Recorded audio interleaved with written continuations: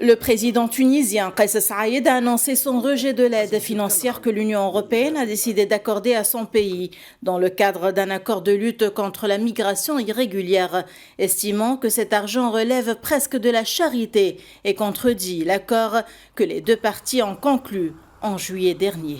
L'Union européenne essaie depuis une dizaine d'années de ce qu'on appelle l'externalisation des frontières et obliger la Tunisie de faire la sous-traitance des flux migratoires. Donc les autorités tunisiennes ont clairement refusé catégoriquement cette offre-là. Mais il y a aussi, donc, au-delà de cette tension un peu verbale, il y a une politique un peu pragmatique où la Tunisie voudrait quelque chose, donc, que l'Union européenne donne ou bien essaie de financer, essaie de supporter, appuyer la Tunisie dans une crise économique très aiguë.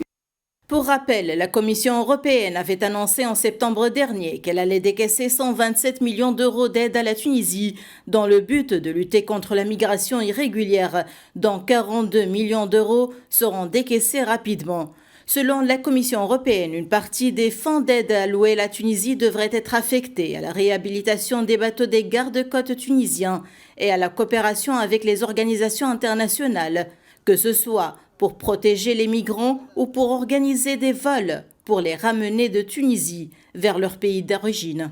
La migration, c'est un enjeu global. Ce n'est pas une question qui se règle uniquement avec l'argent.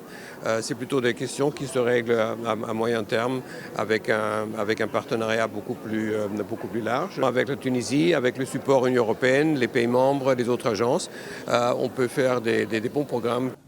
Le différend entre l'Europe et la Tunisie s'est encore clairement approfondi ces dernières semaines, avec un nombre record d'arrivées sur l'île italienne de Lampedusa à bord de bateaux en provenance de Tunisie et des critiques croissantes en Europe à l'égard du bilan du pays en matière de droits humains.